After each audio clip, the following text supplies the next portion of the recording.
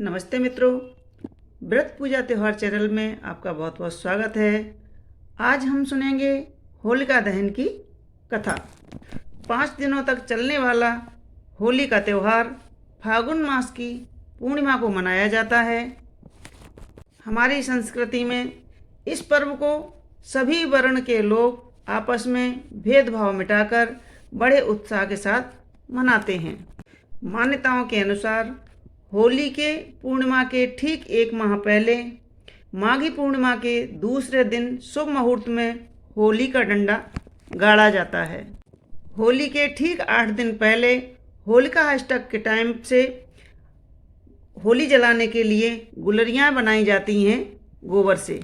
गोबर से छोटी छोटी गुलरियाँ, चपटी गोल आकृति की गुलरियाँ बनाई जाती हैं। उसके बीच में एक छेद कर दिया जाता है जिससे उसकी माला पिरोई जा सके। गोबर से ही एक नारियल, चंदा, सूरज, तारे इत्यादि आकृतियाँ भी बनाई जाती हैं। होली के दिन दरवाजे पर गोबर से लीपकर आटे का चौक पूर के उस पर छोटी होली सजाई जाती है। रंगोली डालकर और उस गुलरियों की माला और कंडे आदि सजा कर रखे जाते हैं। फिर माताएं बहनें उस बड़ी होली की पूजा करने जाती हैं। बड़ी होली की पूजा करके आके फिर अपने दरवाजे की होली की पूजा करती हैं। जिस प्रकार से बड़ी होली सजाई जाती है उसी प्रकार से दरवाजे पर भी होली सजाई जाती है और गुजिया, पपड़िया, पूड़ी, कचौड़ी और खीर पूड़ी से पूजन किया जाता है और उसकी विधिवत पूजा करके फूल माला चढ़ा के फिर रात्रि को जब बड़ी होली जलती है उसमें से थोड़ी सी अग्नि ला करके अपने दरवाजे की होली जलाई जाती है और उसमें गेहूं की बाली भूंज करके नया अन्न होली में चढ़ाया जाता है और परिक्रमा दी जाती है। बड़ी होली का पूजन शुभ मुहूर्त में किया जाता है। उसी से अग्नि लाकर शुभ मुहूर्त में ही दरवाजे की होली की पूजा की जाती है और सभी को उस अग्नि से तापना चाहिए। इससे शारीरिक कष्ट और बीमारियां दूर होती हैं। चूँकि दूसरे दिन पड़वा चैत्र मास का आरंभ होता है, नई फसल भी आना प्रारंभ हो जाती है। इसी कारण होली में नई फसल के गेहूं की बाली अर्पित की करते हैं और गेहूं की बालियों में से गेहूं भुने दाने निकालकर होलिका मैया को चढ़ाए जाते हैं और होली उसकी 7 परिक्रमा दी जाती हैं। होली में एक एक दिन दाना डालते हुए फिर उस पर रंग गुलाल इत्यादि डालकर होली खेलने का त्यौहार प्रारंभ हो जाता है। होली की राख अपने मस्तक पर लगाना चाहिए। होली की गुलरियों की राख घर में डिब्बी में रखना चाहिए। इससे हम समय समय पर अपने बच्चों की नज़र उतार सकते हैं। दूसरे दिन पड़वा के दिन धुलेड़ी कही जाती है। इस दिन धूल, मिट्टी, गोबर आदि से होली खेलने का रिवाज है।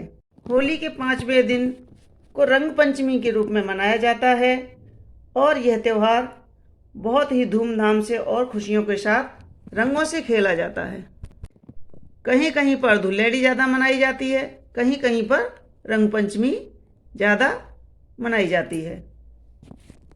रंग पंचमी पर छोटे छोटे समूह में लोग बाग फाग गाते हुए, ढोल मजीरा हाथ में लिए हुए और गेल निकालते हैं और समूह में टोली बना करके इस मोहल्ले से उस मोहल्ले में आनंद पूर्वक घूमते हैं और उत्सव मनाते हैं। और फाग वाले लोग सभी गाते बजाते, ढोलक बजाते हुए और फाग के गीत गाते हुए दरवाजे दरवाजे रंग गुलाल उड़ाते हुए एक दूसरे के गले मिलते हैं और प्यार से गुलाल और अमीर लगाते हैं। फाग गाने वालों की और गैर निकालने वालों की टोलियां एक दूसरे के मोहल्ले में जा कर के एक स्थान पर इकट्ठी हो जाती हैं और एक दूसरे को गुलाल लगाकर बरसाते हुए। ऐसा नज़ारा भारत के अलावा शायद ही कहीं देखने को मिलता होगा। पूरा आकाश रंग बिरंगे रंगों से सराबोर हो जाता है। बच्चों से लेकर बुजुर्ग तक रंगों के इस त्यौहार पर प्रसन्न मुद्रा में दिखाई देते हैं। तभी तो मित्रों हम मिलकर गाते हैं, होली के दिन दिल खिल जाते हैं, रंगों में रंग मिल जाते हैं, गिले शिकवे भूल कर दोस्तों दुश्मन भी गले मिल जाते हैं। ब्रजभूमि, मथुरा, वृंदावन, बरसाने में तो होली देखते ही बनती है। यहाँ की लठमार होली भी बहुत ही प्रचलित है और प्रसिद्ध है। होली पर फागुन माह के प्रमुख गीत फाग बड़े ही हर्षोल्लास के साथ जन समूह में गाए जाते हैं, जिनमें से राधा कृष्ण की होली गीत फाग के रूप में ढोल मंजीरे के साथ नाच गाकर गाए जाते हैं। कुल मिलाकर होली और फाग का यह त्यौहार नंदगांव, बरसाना और राधा रानी के इर्द गिर्द ही होती है, जिसमें भगवान श्री कृष्ण और राधा रानी की मुख्य भूमिका होती है। रंग पंचमी के बाद आता है बांसुरी माता का पूजन, जिसे हम शीतला माता पूजन कहते हैं। कहीं कहीं शीतला सप्तमी का पूजन होता है और कोई शीतला अष्टमी मनाते हैं। शीतला अष्टमी के दिन एक दिन पहले सप्तमी की शाम को भोजन बनाकर हम माता जी का भोग निकाल कर रखते हैं और अष्टमी के दिन सुबह 5 बजे उठ के सुहागिन स्त्रियां हैं नहा धोकर 16 श्रृंगार करके माता जी का पूजन का पूरा सामान लेकर के उसमें जो बांसुरी सामान बनाया है उसे सुबह उठकर ले जाती हैं और माता जी के मंदिर में 16 श्रृंगार चढ़ा करके उनको चावल, भात, खीर, पूड़ी जो भी पकवान बनाए हैं सभी माता जी को भोग लगाते हैं। नारियल, चुनरी उन्हें चढ़ाकर उनसे प्रार्थना करते हैं, अपने परिवार की संपन्नता, सुरक्षता और निरोगी काया के लिए माता जी से आराधना करते हैं। अष्टमी के एक दिन पहले जो सप्तमी को शाम को हमने भोजन बना के रखा था, अष्टमी को पूजन के बाद वही भोजन सबको करना रहता है। अष्टमी की सुबह में शीतला माता जी के पूजा के बाद खाना नहीं बनता है, बासा खाना खाना रहता है और पूजन के बाद लौटने के बाद हम होलिका माँ को ठंडा करते हैं। वहाँ पर दूध, दही और जल चढ़ा करके उनकी पूजा करके उनसे प्रार्थना करते हैं। होली के त्यौहार पर सभी घरों में पकवान बनाए जाते हैं, जैसे मुख्य पकवान हैं गुजिया, पपड़ी, मठरी, अहिस्से मुख्य पकवान माने जाते हैं। मित्रों, अभी हमने सुनी होली कैसे मनाते हैं और कब मनाते हैं। अब हम जानते हैं होली के पर्व पर सुनी जाने वाली छोटी सी कथा। होली के पर्व का संबंध भक्त प्रहलाद से है। भारतवर्ष में एक असुर हिरण्यकश्यप राज्य करता था। उसके पुत्र का नाम प्रहलाद था।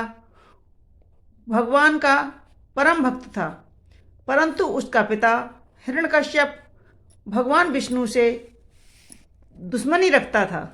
भक्त प्रहलाद भगवान विष्णु के परम भक्त थे, इसलिए हिरण्यकश्यप हमेशा प्रहलाद को मारने की सोचा करता था। हिरण्यकश्यप ने प्रहलाद को मारने के अनेकों उपाय किए। पहाड़ों से फेंकवाया, हाथी से कुचलवाया, जहर का भोजन कराया, सर्प गले में डाल दिया, पर उसकी हर कोशिश नाकाम रही। भगवान विष्णु की कृपा से प्रहलाद हर बार बच गया। हिरण्यकश्यप की बहन होलिका को अग्नि में न जलने का वरदान था। हिरण्यकश्यप ने लकड़ियों का ढेर में आग लगवाई और प्रहलाद को होलिका की गोद में देकर अग्नि में प्रवेश करने की आज्ञा दी। होलिका ने अग्नि में प्रवेश किया, परंतु भगवान विष्णु की कृपा से होलिका जल गई और भक्त प्रहलाद बच गया। तभी से होलिका दहन किया जाता है। मित्रों, यह थी होलिका दहन की छोटी सी कथा। आपको हमारी कथाएं कैसी लगती हैं हमें कमेंट्स बॉक्स में ज़रूर लिखें और हमारे वीडियो को लाइक करें, शेयर करें और हमारे चैनल को प्लीज़ सब्सक्राइब अवश्य कर लें। धन्यवाद।